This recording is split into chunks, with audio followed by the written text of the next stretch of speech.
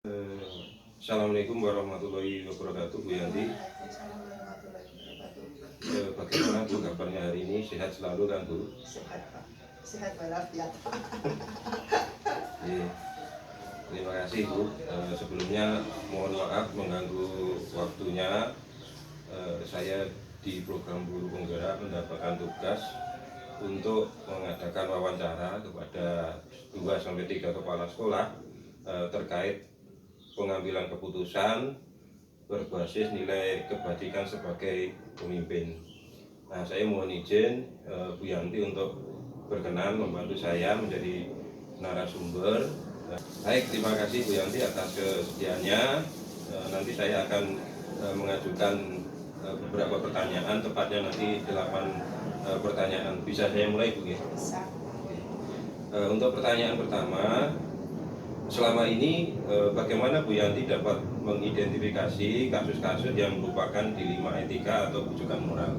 Parameter saya adalah saat pengambilan keputusan, saat keputusan yang diambil itu nanti kalau ketahuan orang kok saya malu, berarti mesti bujukan moral itu.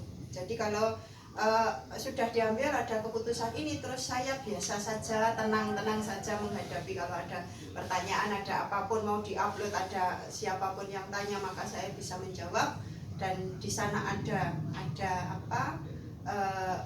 pertimbangan yang sudah pasti, ya itu artinya bukan bujukan moral, berarti memang hanya dilema etika saja, yang mana mau ngambil yang mana dan yang mana itu sama-sama benarnya. Berarti kalau misalnya keputusan itu diambil kemudian kita merasa malu, berarti itu indikasinya adalah bujukan moral. Sementara kalau tidak, itu berarti dilema etika, karena berarti ada nilai kebajikan, sama-sama nilai kebajikan. Baik nanti lanjut ke pertanyaan kedua ya.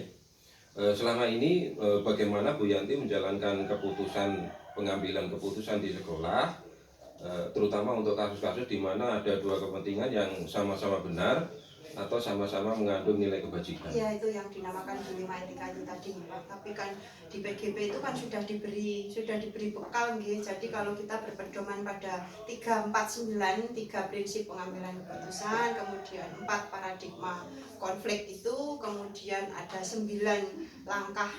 Nah, nanti apakah 9 langkah itu sebetulnya semuanya harus trap-trapannya harus seperti orang masak gitu kan? Sebetulnya juga tidak. Kadang hanya sampai ini saja, nggak perlu sampai ke situ, sudah welo-welo ya kita ambil itu. Yang penting pokoknya kita berembuk, kita bermusyawarah, ada komunikasi.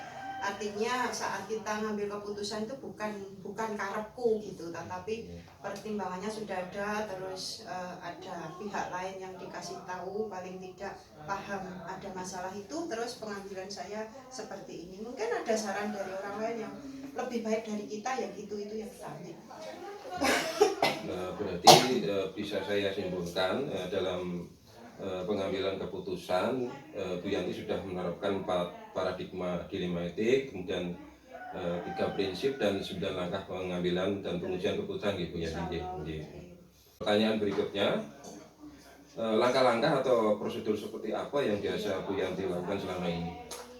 Kalau prosedur itu sebetulnya nggak ada prosedur yang pasti nih Pak, karena kan beda masalah itu ya beda penanganannya. Kadang kan ada masalah muncul terus baru ngobrol sama Pak Waka misalnya, terus wah no gini Bu, yang kemarin begini sudah selesai, ya udah kita ambil itu saja. Selama pokoknya itu tadi ukurannya itu, kalau nanti masalah ini di floor keluar saya malu atau tidak. Kalau memang tidak malu, ada pertimbangan, berarti itu memang dilema etika, bukan bujukan moral. Jadi selama kita pegang 349 itu sudah aman, kita sudah nggak perlu risau.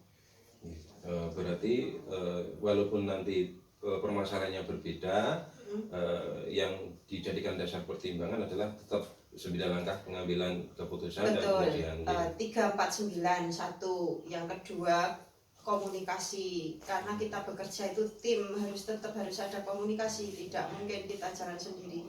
Yang terakhir itu kita harus tetap ingat bahwa semuanya itu tetap berpulang ke sana ya. Kalau yang di atas itu memang sudah menggariskan ya kita pasti, kalau kita pasrahkan pasti ada jalan dari sana, enggak, bukan dari sesama manusia. Berikutnya untuk pertanyaan keempat, hal-hal apa saja yang selama ini Bu Yanti anggap efektif dalam pengambilan keputusan pada kasus-kasus dilema etika? Beda kasus ini nggih, tapi kalau yang efektif itu ya pasti komunikasi. Yang pertama itu pasti komunikasi, yang kedua saya yakin saja semuanya itu kembali ke sana. Artinya saya berada di pucuk pimpinan itu bukan karena kehendak saya, memang karena sudah digariskan di sana, dan pasti nanti muncul yang itu tadi yang namanya opsi trilema itu. Begitu kita sudah pasrahkan, itu detik-detik terakhir itu muncul saja yang selama ini enggak ada dalam pikiran kita, mau akan ternyata ada ya opsi ini, ternyata ada ya opsi yang betul-betul di luar itu, cerah saja pada tiba-tiba. Jadi enggak ada prosedur yang efektif. Itu yang paling efektif apa, itu yang pasti teknik 349 itu pokoknya hanya harus kita pegang. Berarti untuk teknik yang efektif tadi ya berarti tetap berpegang pada 9 langkah pengambilan keputusan dan pengujian keputusan. Kemudian tadi Bu Yanti sampaikan adanya komunikasi, kemudian Bu Yanti menyerahkan semuanya kembali kepada pencipta gitu ya. Sehingga nanti secara otomatis opsi trilema itu bisa muncul. Baik. Untuk pertanyaan kelima Bu Yanti, hal-hal apa saja yang selama ini merupakan tantangan dalam pengambilan keputusan pada kasus-kasus dilema etika? Kalau tantangan itu sebetulnya itu yang paling berat, itu sebetulnya tantangan itu kembali ke diri kita ya Pak, ke diri kita, bahwa mau bagaimanapun juga takutnya itu unsur subjektivitas, unsur kedekatan, unsur itu kalau enggak benar-benar menep gitu, larem di pikiran, di hati, di itu kan kadang itu dengar suara, dengar sikap, lihat sikap itu ya tetap tantangan terberatnya sebetulnya ya orang-orang di sekitar kita yang kadang bahkan kita anggap dekat itu kadang berbenturan gitu. Terus bagaimana saya menenangkan, terus bagaimana ketika sudah prinsip welas asih, kan di 3 prinsip itu kan yang diambil paling akhir kan yang pakai hati nih. Kita nggak cuma pada proses, pada kinerja, pada pikir nalar kan tidak, kan kita pakai welas asih, pakai pertimbangan hati. Berarti apakah bisa saya simpulkan ya, jadi yang merupakan tantangan dalam keputusan pada kasus-kasus dilema etika yang Bu Yanti alami itu adalah mengalahkan ego pribadi. Ya, terus bagaimana menenangkan. Lanjut ke pertanyaan berikutnya, pertanyaan ke-6. Apakah Bu Yanti memiliki tata kelola atau jadwal tertentu dalam penyelesaian suatu kasus etika dilema? Apakah Bu Yanti langsung menyelesaikannya di tempat atau memiliki jadwal untuk menyelesaikannya? Bentuknya atau prosedurnya seperti apa Bu Yanti? Kalau itu ya kita hidup itu saya ditanya ya mesti pengen nggak punya masalah Pak, jadi nggak perlu ada dilema etika. Jadi kalau lini masa itu pasti nggak ada, saya kan nggak menjadwal. Lini masa itu semacam jadwal gitu ya, jadwal. Jadi apa yang mau dijadwalkan, kalau saya yo mintanya itu ampun Gusti, ampun mboten sahanten masalah. Kalau lini masa bergantung pada masalahnya sih, tapi kembali semoga tidak ada masalah. Ya, berarti untuk penyelesaian masalahnya tidak ada jadwal khusus ya, tergantung dari ada tidaknya kasus gitu Ibu Yanti. Kemudian situasionalnya juga ya, urgen atau belum. Baik, pertanyaan berikutnya, pertanyaan ke-7 Bu Yanti. Adakah seseorang atau faktor-faktor apa yang selama ini mempermudah atau membantu Bu Yanti dalam pengambilan keputusan dalam kasus-kasus dilema etika? Tidak ada faktor, tidak ada bantuan, tidak ada siapapun yang lebih dari Gusti Allah. Udah itu aja jawabannya. Jadi sak cemerlangnya, sak cerah-cerahnya kalau hanya manusia tetap masih ada mungkin kemungkinan salah itu ada. Jadi kalau kita sudah memasrahkan semuanya yang pada yang maringi, insya Allah semuanya jalan saja. Dan kita nggak punya beban setelahnya. Oke, saya juga setuju itu Bu Yanti untuk jawab Bu Yanti. Ya memang harus setuju itu Pak. Baik, pertanyaan terakhir Bu, pertanyaan ke-8. Dari semua hal yang telah disampaikan tadi, pembelajaran apa yang dapat Bu Yanti petik dari pengalaman Bu Yanti saat mengambil keputusan dilema etika?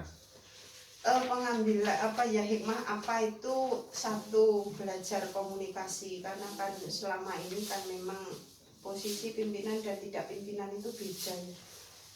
Biasanya kalau belum jadi pimpinan itu kita lebih banyak bertindak tanpa mendengar, tapi kalau pimpinan itu sebelum bertindak kita harus mendengar. Jadi mendengar dulu, nanti bagaimana, terus nanti baru diambil keputusan. Jadi komunikasi itu wajib. Kemudian yang kedua, tetap hikmahnya itu, opsi trilema itu memang betul adanya kalau memang kita yakin kita jalan itu. Pimpinan itu bukan satu target, bahwa pimpinan itu hanya amanah. Jadi kalau dikasih, siapa yang kasih pasti sudah menyiapkan segalanya. Kalau dengan itu maka kita tenang, insya Allah semua keputusan kita benar. Oke, berarti Sudah selesai. berarti pengalaman Bu Yanti yang bisa dipetik tadi adalah belajar bagaimana cara berkomunikasi yang baik mungkin ya. Yang berikutnya adalah dengan tadi bersandar pada Sang Pencipta, secara otomatis nanti opsi terima akan hadir gitu. Iya, cuma itu aja. Ya, jalan, pokoknya jalan saja. Terima kasih Bu Yanti. Sama-sama. Saya ucapkan terima kasih banyak atas waktunya, atas kesediaan Bu Yanti untuk menjadi narasumber wawancara saya hari ini. Semoga berkah. Amin ya. Jadi sekali lagi saya ucapkan terima kasih.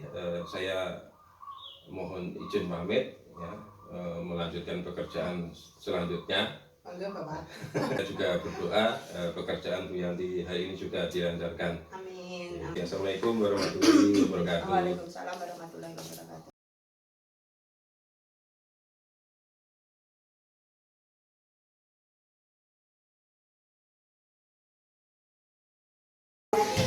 Assalamualaikum warahmatullahi wabarakatuh, Bang. Waalaikumsalam warahmatullahi wabarakatuh. Bagaimana kabarnya hari ini, Bapak? Baik dan sehat selalu kan? Alhamdulillah, Dewi. Kabar saya baik, sehat. Terima kasih, Bang. Sebelumnya saya minta maaf mengganggu waktu bekerja Bang. Di program pendidikan guru penggerak, saya mendapatkan tugas untuk melakukan wawancara dengan 2-3 orang kepala sekolah terkait pengambilan keputusan berbasis nilai kebajikan sebagai pemimpin. Saya mohon izin Pak Aang nanti untuk berkenan membantu saya untuk melaksanakan tugas ini. Bagaimana? Apakah Pak Aang bersedia? Ya, insya Allah, Dewi, saya akan. Ya, terima kasih. Ya, terima kasih Pak Aang atas kesediaannya. Langsung saja Pak Anggi. Jadi saya akan mengajukan 8 pertanyaan nanti Pak Aang. Yang pertama, langsung saja. Selama ini bagaimana Pak Aang dapat mengidentifikasi kasus-kasus yang merupakan dilema etika atau bujukan moral? Nanti bagaimana mengidentifikasi ya? Jadi ini Pak Dwi ya.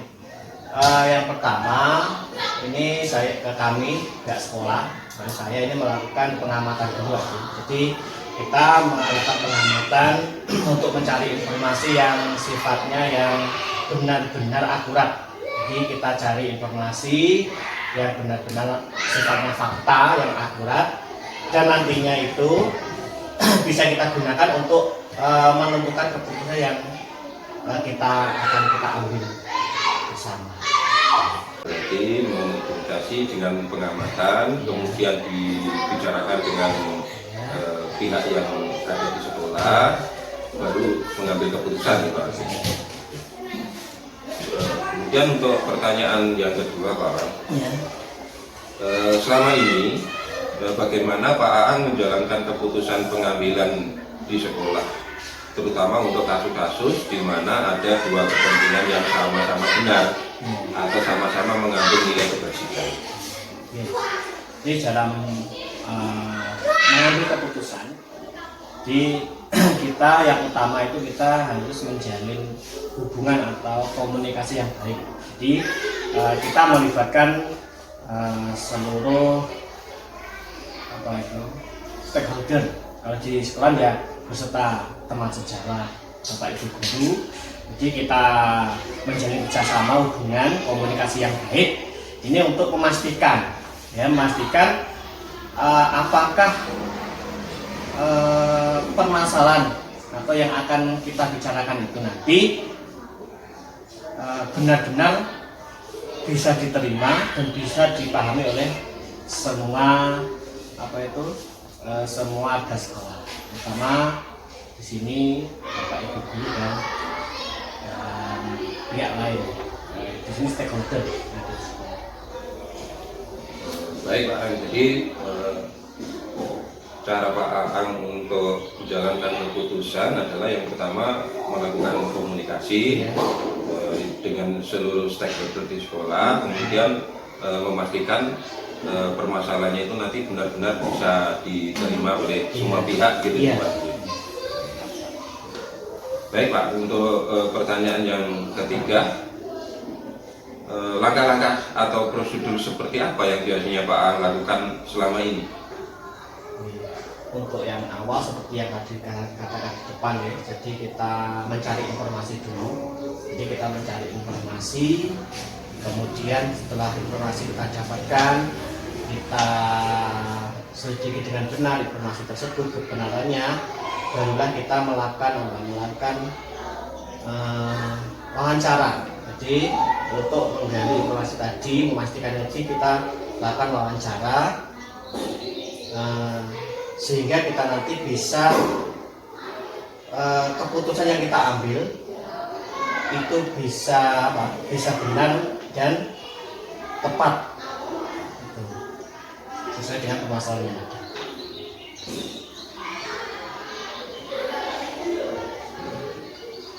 Baik, jadi kalau boleh saya ulangi, jadi yang pertama adalah menggali informasi, kemudian menyelidiki kebenaran dari permasalahan, kemudian mengadakan wawancara, kemudian agar nanti keputusannya itu bisa diambil dengan tepat ya Pak. Pertanyaan berikutnya Pak, hal-hal apa saja yang selama ini Pak anggap efektif dalam pengambilan keputusan pada kasus-kasus dilema etika?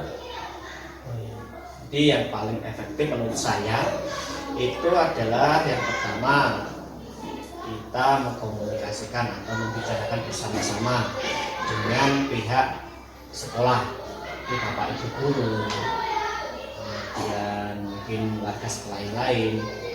Kita yang pertama itu kita komunikasi, jadi itu yang pertama, kita bicarakan bersama-sama. Kemudian berikutnya dalam pembicaraan tadi kita saling dengar pendapat, jadi kita menggali informasi itu, kemudian kita sampaikan ada permasalahan seperti ini, kemudian masing-masing bapak ibu guru itu punya pendapat, kita tampung pendapatnya.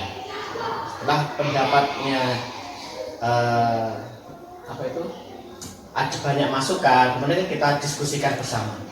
Nah, jadi setelah dari pendapat tadi kita diskusikan untuk mengambil sebuah keputusan dari penyelesaian masalah yang ada di sekolah. Ini salah satunya, misalkan ada permasalahan tentang anak lah ya.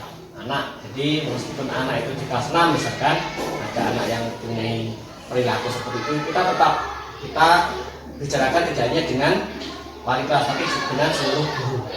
Jadi nanti berbagai masukan itu kita bicarakan bersama untuk mengambil keputusan bersama.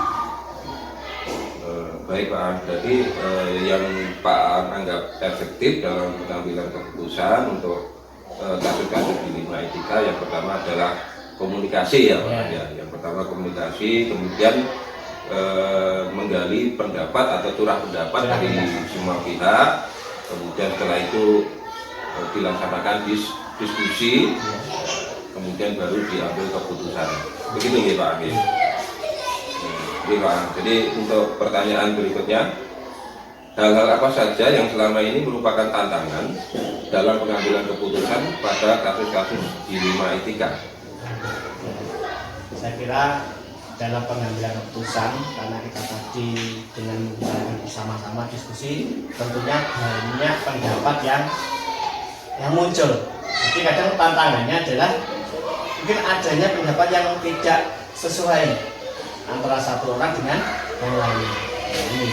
Ini apabila ada satu pendapat yang mungkin tidak setuju atau tidak sepaham dengan pendapat teman yang lain. Nah, ini juga merupakan tantangan. Nah, tantangan ini nanti bagaimana kita bisa melalui diskusi itu menyatukan, mencari titik tengah atau titik temu dari beberapa pendapat yang berbeda. Jadi permasalahan tantangannya yang kita hadapi ya itu adanya ketidaksepahaman, mungkin adanya yang itu pendapat yang berbeda. Jadi tantangannya berarti banyaknya mungkin perbedaan pendapat, kemudian cara untuk menemukan titik temu dari pendapat itu ya Pak. Kan harus melalui proses yang lama. Ya. Pertanyaan berikutnya Pak, apakah Pak Ang memiliki tata kelola atau jadwal tertentu dalam penyelesaian kasus etika? Dalam hal ini adalah etika dilema. Apakah Pak Ang langsung menyelesaikannya di tempat atau memiliki jadwal untuk menyelesaikannya? Bentuknya apa, prosedurnya seperti apa yang Pak Ang jalankan?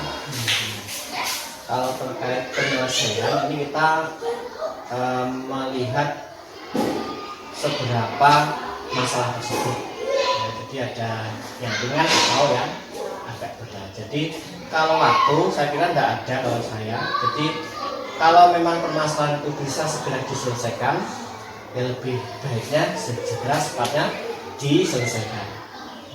Mungkin kalau masih ada itu tadi mungkin ada pendapat yang berbeda, itu mungkin membutuhkan waktu, kita beri waktu. Tapi walaupun tetap kita tentukan waktunya, kalau kita memang membutuhkan itu ya harus bisa diselesaikan saat itu, ya tidak apa-apa, kita ambil mungkin beri waktu berapa hari.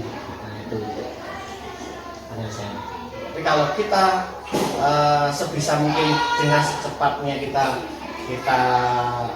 permasalahan itu kita selesaikan saat itu. Berarti untuk menyelesaikan suatu permasalahan itu dilihat dulu gitu, permasalahannya berat atau ringan, kemudian butuh penyelesaian secepatnya atau memang masih perlu pemikiran berikutnya. Baik Pak Ang, untuk pertanyaan yang ketujuh, adakah seseorang atau faktor-faktor apa yang selama ini mempermudah atau membantu Pak Ang dalam mengambil keputusan dalam kasus-kasus dilema etika? Ya, yang jelas pengambilan keputusan ini kan kita tidak mengambil sendiri Pak. Jadi kita selalu konsultasi dengan Bapak Ibu guru, pertama karena ini melibatkan lembaga di sekolah. Jadi faktor yang sangat mendukung yaitu adanya dukungan dari Bapak Ibu guru yang ada di sekolah. Jadi kalau ada dukungan, maka penyelesaiannya juga akan mempercepat atau mempermudah dalam mencari penyelesaian dari masalah tersebut. Berarti faktor yang mendukung adalah dukungan dari segenap stakeholder yang ada di sekolah.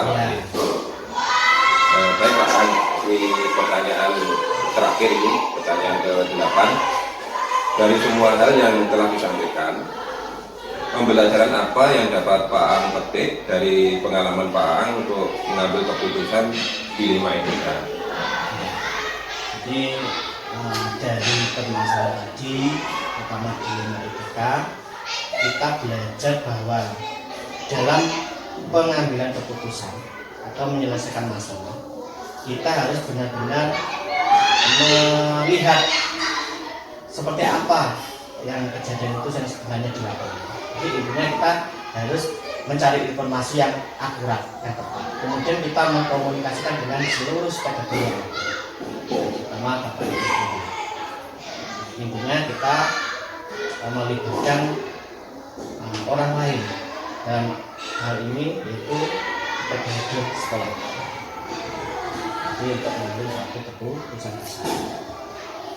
Jadi yang dapat Pak Aang pelajari berarti dalam pengambilan keputusan itu harus benar-benar melihat permasalahan yang ada, fakta-faktanya, kemudian dalam pengambilan keputusan itu melibatkan seluruh stakeholder gitu. Baik Pak Aang, tidak terasa ini dari 8 pertanyaan ini sudah saya tanyakan semua. Saya ucapkan banyak terima kasih atas waktu dan kesediaan Pak Aang menjadi narasumber wawancara saya hari ini. Kemudian karena ini memang sudah selesai, saya mohon izin pamit untuk melanjutkan pekerjaan selanjutnya. Semoga saya juga berharap nanti pekerjaan Bapak Aang hari ini bisa dilancarkan. Saya pamit dulu Pak Aang. Assalamualaikum warahmatullahi wabarakatuh. Terima kasih Pak Dwi. Assalamualaikum warahmatullahi wabarakatuh.